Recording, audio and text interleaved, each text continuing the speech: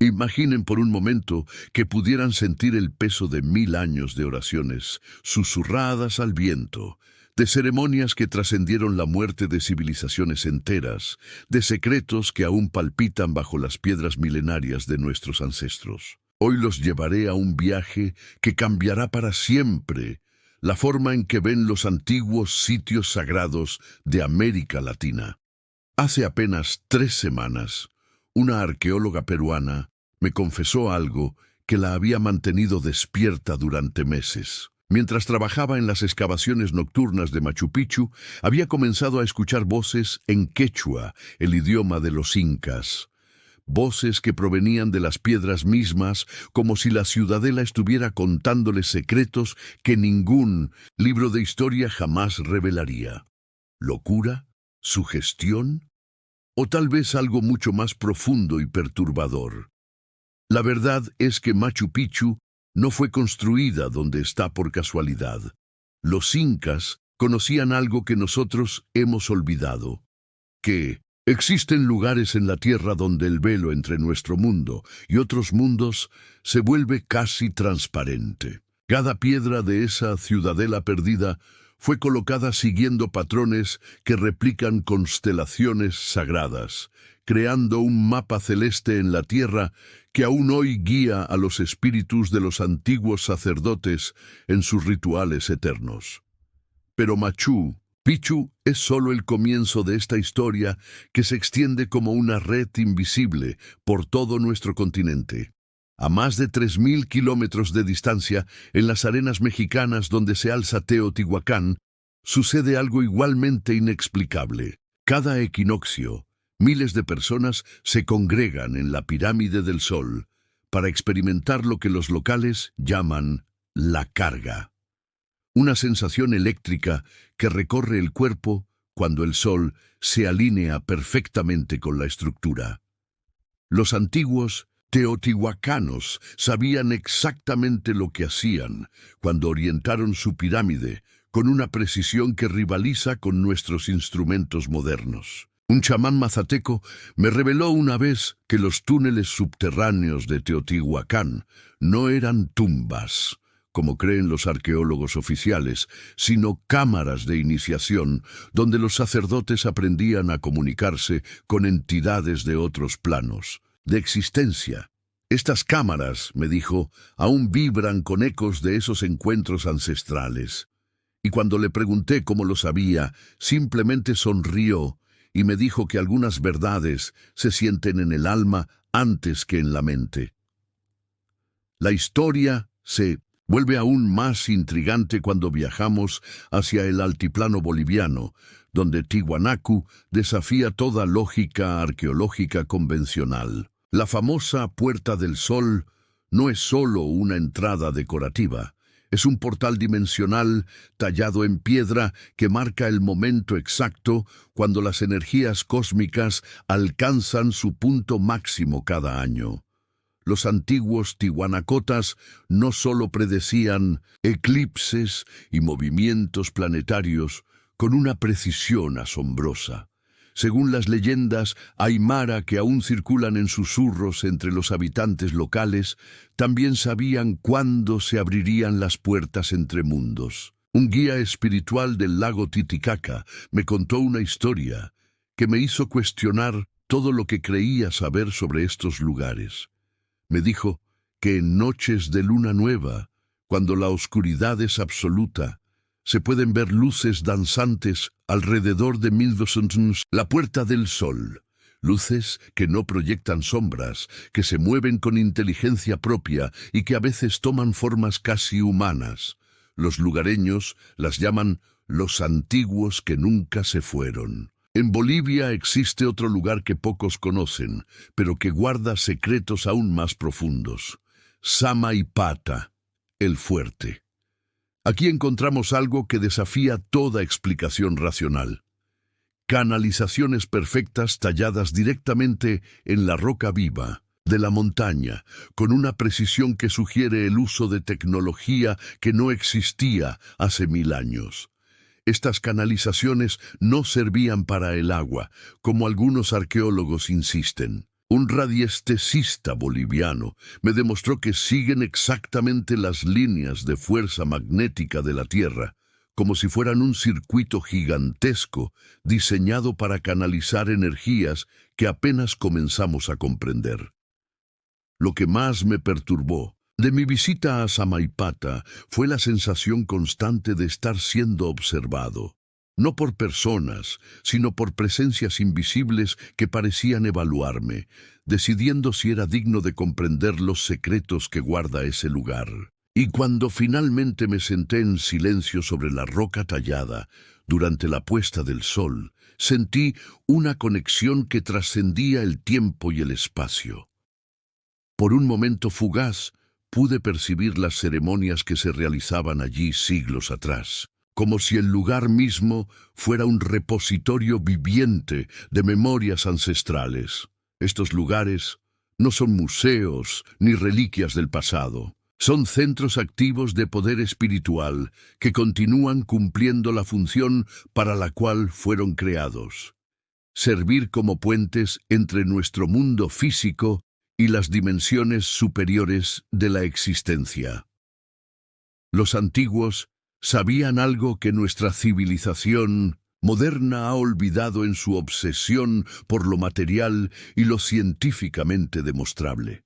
Cada piedra, cada alineación, cada símbolo tallado en estos sitios sagrados forma parte de un sistema de conocimiento que trasciende nuestra comprensión actual. Son las bibliotecas de piedra donde nuestros ancestros guardaron no solo su sabiduría astronómica y matemática, sino también los secretos más profundos sobre la naturaleza de la realidad y nuestro lugar en el cosmos.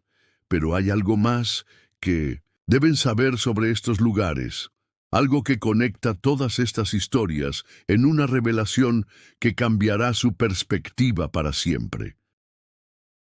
Lo que estoy a punto de revelarles conecta directamente con el misterio que dejé al final del capítulo anterior. Esa conexión invisible que une todos los sitios sagrados de América Latina no se limita a las construcciones humanas. La naturaleza misma ha creado lugares donde las energías convergen de manera tan intensa que han alterado la vida de miles de personas a lo largo de los siglos.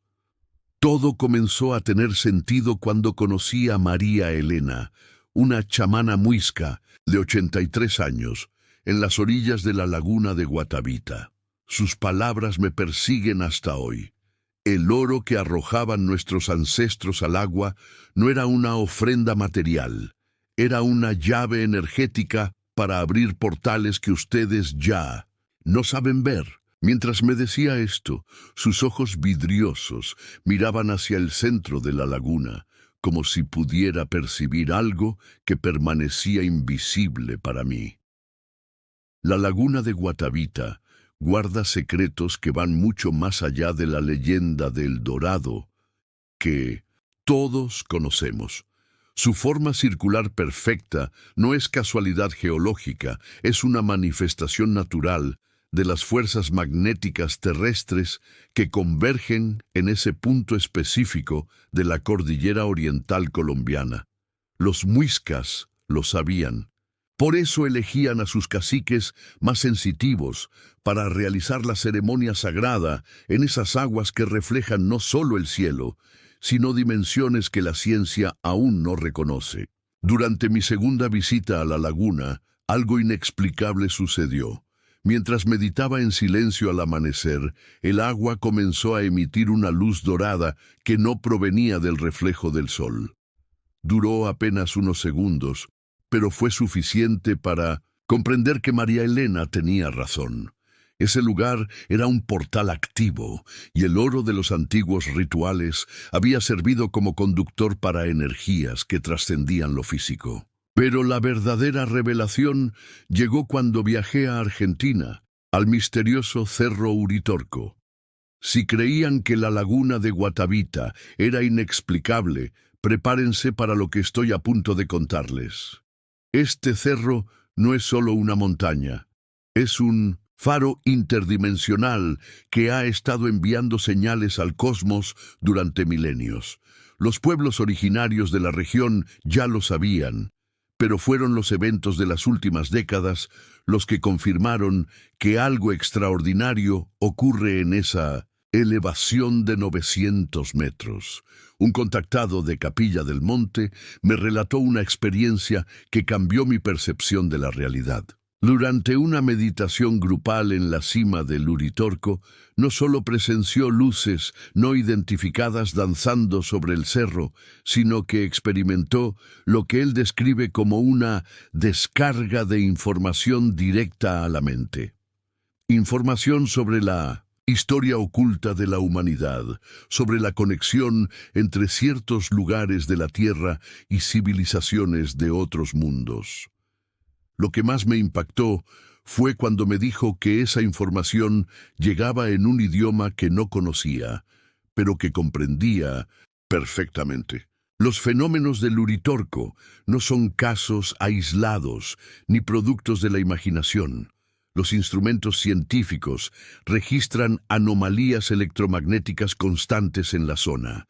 Las brújulas se vuelven locas. Los aparatos electrónicos funcionan de manera errática y las personas sensitivas reportan experiencias que van desde visiones hasta contactos telepáticos con entidades de origen desconocido. Es como si el cerro funcionara como una antena natural sintonizada con frecuencias que están más allá de nuestro espectro perceptual normal. Pero la historia se vuelve aún más intrigante cuando nos trasladamos a Costa Rica, donde el volcán Arenal nos demuestra que el fuego de la tierra también puede ser un portal hacia lo sagrado. Los pueblos Bribri y Cabécar, que han vivido bajo la sombra de este coloso durante siglos, mantienen tradiciones que hablan del volcán como una entidad consciente, un ser de fuego que comunica mensajes a través de sus erupciones y de las aguas termales que nacen de sus entrañas. Un anciano Bribri me confió algo que me hizo reconsiderar toda mi comprensión sobre los volcanes.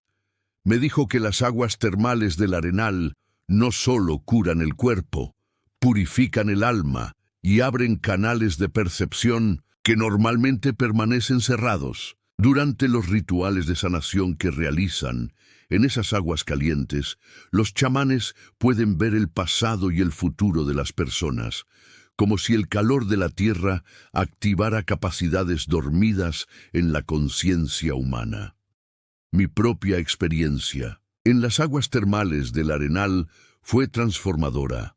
Mientras permanecía sumergido en esas aguas que emergen directamente del corazón de la montaña, sentí una conexión profunda no solo con la naturaleza, sino con una inteligencia ancestral que parecía habitar en las profundidades de la tierra. Por primera vez comprendí que los volcanes no son solo fenómenos geológicos, son manifestaciones físicas de una conciencia planetaria que busca comunicarse con quienes tienen ojos para ver.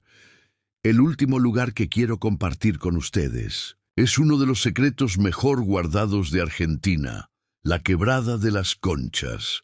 Este cañón natural no solo es un espectáculo visual impresionante, es un amplificador natural de frecuencias que los pueblos originarios utilizaban para sus ceremonias más sagradas. Las formaciones rocosas crean una acústica tan perfecta que un susurro en un extremo del cañón puede escucharse claramente a cientos de metros de distancia. Un músico terapéutico que ha estudiado las propiedades sonoras de la quebrada me explicó algo fascinante. Me dijo que las frecuencias que se generan naturalmente en ese lugar coinciden exactamente con las frecuencias cerebrales que se producen durante estados de meditación profunda y experiencias místicas. Es como si la naturaleza hubiera diseñado este lugar específicamente para facilitar estados alterados de conciencia. Durante mi ritual de sonido en la Quebrada de las Conchas, utilizando solo mi voz y el eco natural del lugar, experimenté lo que solo puedo describir como una expansión de la conciencia. Las rocas parecían responder a cada nota, creando armonías que no estaba produciendo conscientemente. Fue como si estuviera participando en una conversación musical con la montaña misma, una conversación que había comenzado hace miles de años y que aún continúa para quienes saben escuchar. Estos lugares naturales nos enseñan algo fundamental que hemos olvidado en nuestra civilización moderna: que la Tierra no es solo un planeta inerte que habitamos, sino un ser vivo y consciente que se comunica constantemente con nosotros a través de sus manifestaciones más sagradas. Los vórtices energéticos naturales son sus voces, sus intentos de recordarnos quiénes somos realmente y cuál es nuestro lugar en el gran misterio de la existencia. Pero hay algo más profundo que conecta todos estos lugares naturales con los sitios construidos por nuestros ancestros, algo que revelará el verdadero propósito de esta red energética continental. Si estos lugares de poder te han fascinado tanto como a nosotros, no olvides suscribirte al canal para descubrir más secretos energéticos de nuestro continente. Dale like a este video si sientes la llamada de visitar alguno de estos sitios sagrados y cuéntanos en los comentarios. ¿Has tenido alguna experiencia mística en lugares naturales? Comparte este conocimiento con otros buscadores espirituales. Esa red energética continental que comenzó a revelarse en los capítulos anteriores tiene un secreto que la Iglesia Católica guardó durante 500 años. Los conquistadores no destruyeron los centros de poder de nuestros ancestros. Los transformaron. Y lo que descubrí investigando esta transformación me hizo comprender que la colonización espiritual de América fue mucho más compleja y misteriosa de lo que cualquier libro de historia se atreve a contar. Todo comenzó cuando un arqueólogo jesuita que prefiere mantener su identidad en secreto me confesó algo que había estado ocultando durante décadas de investigación.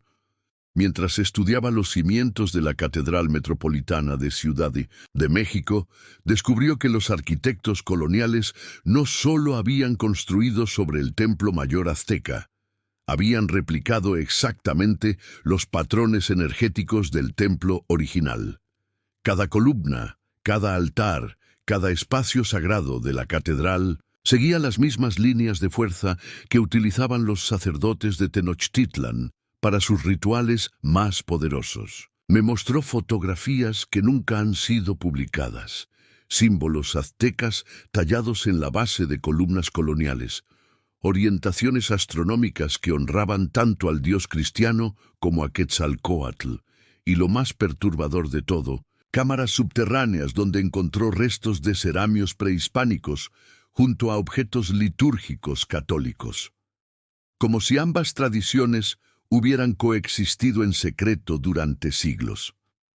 La verdad que descubrí en Ciudad de México me llevó a investigar otros templos coloniales, y lo que encontré en Colombia me dejó sin palabras. El Santuario de las Lajas no es solo una iglesia construida en un lugar pintoresco, es un fenómeno que desafía toda explicación racional. La aparición de la Virgen en esa roca no fue casualidad. Ocurrió en un punto donde convergen tres ríos y donde las corrientes telúricas subterráneas crean un vórtice energético natural que los pueblos indígenas ya consideraban sagrado mucho antes de la llegada de los españoles. Una curandera, Pasto, descendiente directa de los antiguos habitantes de la región, me reveló algo que me hizo cuestionar todo lo que creía saber sobre las apariciones marianas. Me dijo que su bisabuela le había contado que en ese cañón, durante la época precolombina, aparecía regularmente una mujer de luz que los nativos llamaban Madre de las Aguas. La descripción que me dio era idéntica a la de la Virgen de 1900. Las Lajas, la misma figura, el mismo lugar, la misma energía sanadora, pero separadas por siglos. Durante mi visita nocturna al santuario, experimenté algo que aún me resulta difícil de procesar. Mientras meditaba frente a la imagen de la Virgen pintada directamente en la roca, comencé a percibir capas de tiempo superpuestas. Por momentos veía el templo católico actual, pero también podía percibir ceremonias indígenas que se habían realizado en ese mismo lugar durante milenios. Era como si el santuario fuera un palimpsesto espiritual donde todas las tradiciones sagradas coexistían simultáneamente. El misterio se profundizó cuando viajé a Bolivia, donde la Basílica de Nuestra Señora de Copacabana me reveló uno de los sincretismos más extraordinarios de América Latina. La Virgen Morena de Copacabana no es solo una advocación mariana, es la cristianización de la Pachamama, la madre tierra de los pueblos andinos. Y lo más fascinante es que las ceremonias que se realizan en su honor mantienen elementos rituales que son anteriores al cristianismo por miles de años. Un yatiri aymara que realizaba la ceremonia de Challa me explicó algo que cambió mi comprensión sobre el sincretismo religioso. Me dijo que cuando llegaron los españoles, los sabios indígenas no vieron una contradicción entre sus creencias y el cristianismo. Vieron una confirmación. Para ellos, la Virgen María era simplemente otro nombre para la misma fuerza maternal cósmica que habían venerado desde tiempos inmemoriales. Durante la ceremonia de Chala que presencié, algo extraordinario sucedió. Mientras el yatiri vertía chicha sobre la tierra y susurraba oraciones que mezclaban quechua con latín, el suelo comenzó a emanar un calor perceptible, como si la Pachamama estuviera respondiendo directamente a la invocación. Los presentes, tanto indígenas como mestizos, entraron en un estado de trance colectivo que duró varios minutos. Fue una experiencia de unión mística que trascendía cualquier división religiosa o cultural, pero el descubrimiento más perturbador me esperaba en Lima, en el convento de San Francisco. Lo que los turistas ven en las famosas catacumbas es solo la superficie de un misterio mucho más profundo. Un fraile franciscano, que accedió a hablar conmigo bajo condición de anonimato, me reveló la existencia de túneles secretos que conectan el convento con otros puntos energéticos de la ciudad colonial. Me condujo por pasadizos que no aparecen en ningún mapa oficial, donde las paredes están cubiertas de símbolos que mezclan iconografía cristiana con códigos herméticos que parecen anteriores a la llegada de los españoles. Me explicó que los franciscanos más eruditos de la época colonial no solo conocían las tradiciones esotéricas europeas. Habían estudiado en secreto los conocimientos iniciáticos de los incas y habían creado una síntesis espiritual que guardaban celosamente. En una de las cámaras más profundas del convento, me mostró lo que él llamaba la biblioteca oculta. Manuscritos que documentan rituales que combinaban misticismo cristiano con tradiciones andinas, mapas que señalan los puntos de poder energético de toda la región, y lo más impactante, registros detallados de fenómenos paranormales que ocurrían regularmente en el convento durante los primeros siglos coloniales. Uno de esos manuscritos describía apariciones de hermanos de luz que visitaban a los frailes durante sus meditaciones nocturnas. Seres que, según las descripciones, compartían conocimientos sobre la naturaleza espiritual del continente americano y sobre el verdadero propósito de construir templos cristianos sobre antiguos centros ceremoniales indígenas. Las descripciones coincidían sorprendentemente con los relatos de contactos espirituales que había escuchado en comunidades indígenas contemporáneas. Lo que más me perturbó fue cuando el fraile me confesó que estos fenómenos no habían cesado.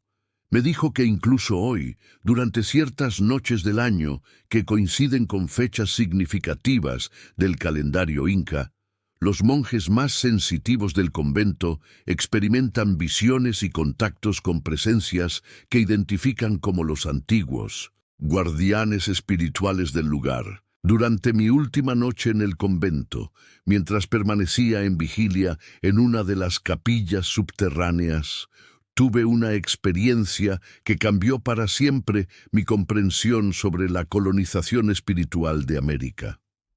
En el silencio profundo de la madrugada, comencé a escuchar cantos gregorianos que se entremezclaban con melodías que sonaban definitivamente prehispánicas.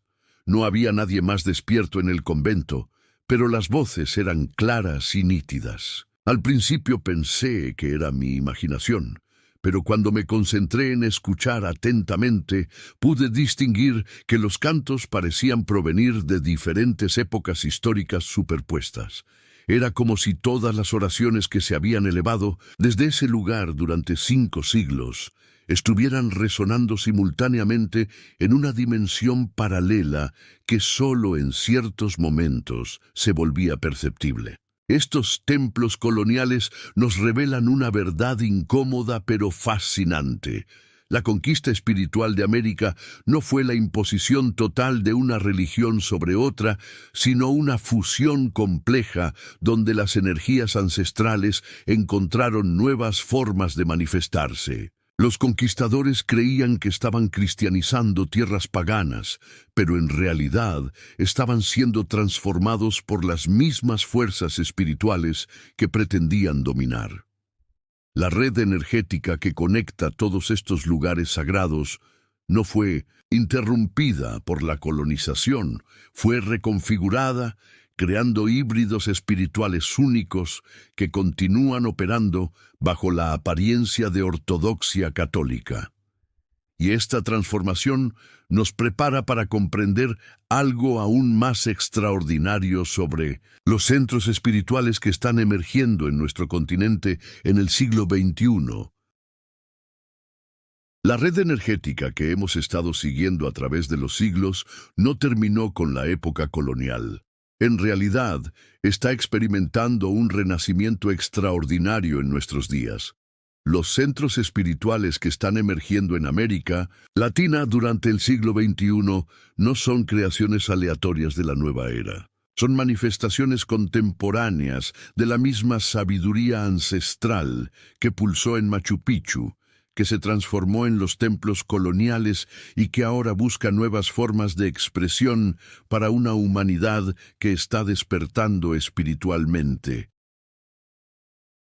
Todo esto se volvió cristalino cuando conocí a Elena Restrepo, una visionaria colombiana que hace 15 años comenzó a recibir lo que ella describe como descargas de información durante sus meditaciones en la montaña. Estas visiones la llevaron a fundar la Ciudad Sagrada de los Andes, un proyecto que parecía imposible, pero que hoy alberga a más de 300 familias dedicadas a vivir según principios espirituales ancestrales reinterpretados para el mundo moderno.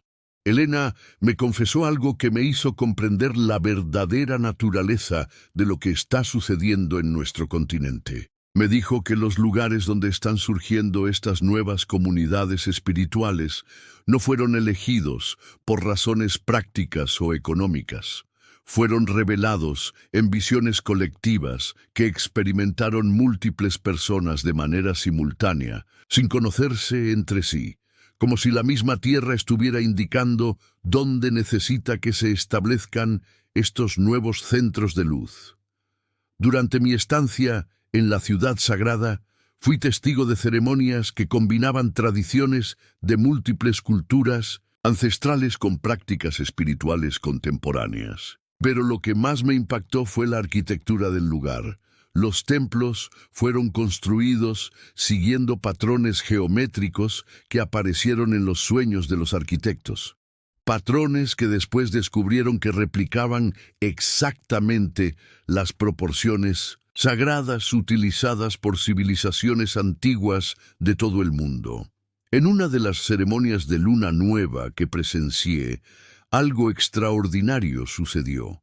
Mientras más de 200 personas meditaban en silencio en el templo principal, la estructura comenzó a emitir un zumbido armónico que parecía surgir de las mismas piedras. Los participantes entraron en un estado de conciencia colectiva tan profundo que muchos reportaron haber tenido la misma visión simultáneamente.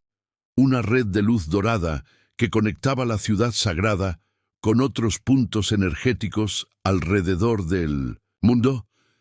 Este fenómeno de comunidades espirituales emergentes se extiende por todo el continente.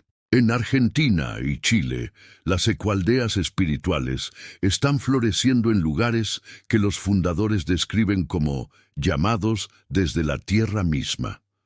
Un permacultor argentino me relató cómo encontró el terreno donde estableció su comunidad. Durante una caminata de reconexión con la naturaleza, experimentó lo que él llama una comunicación directa con los elementales del lugar, seres de la naturaleza que le mostraron exactamente dónde y cómo debía desarrollar el proyecto.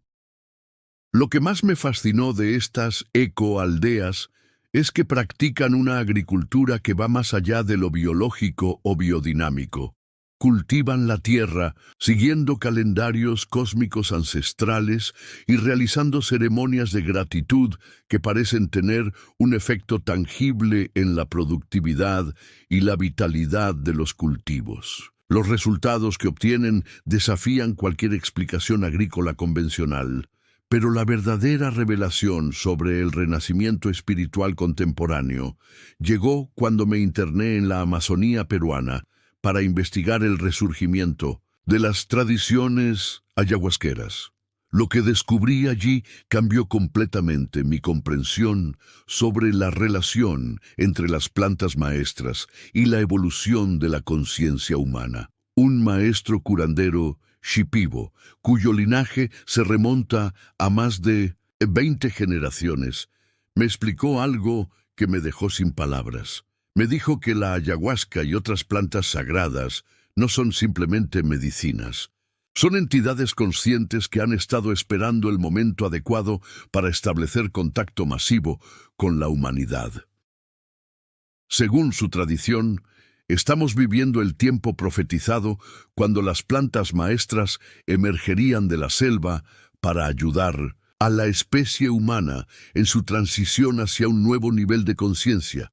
Durante la ceremonia de ayahuasca que experimenté bajo su guía, tuve visiones que conectaron todos los lugares sagrados que había visitado en mis investigaciones. Vi la red energética continental como un organismo vivo que respiraba y pulsaba, y comprendí que cada centro espiritual, desde los más antiguos hasta los más modernos, cumple una función específica en el despertar colectivo de la conciencia latinoamericana. La medicina me mostró que la proliferación actual de centros ayahuasqueros no es un fenómeno casual del turismo espiritual. Es una respuesta orgánica de la sabiduría ancestral ante la crisis evolutiva que enfrenta la humanidad.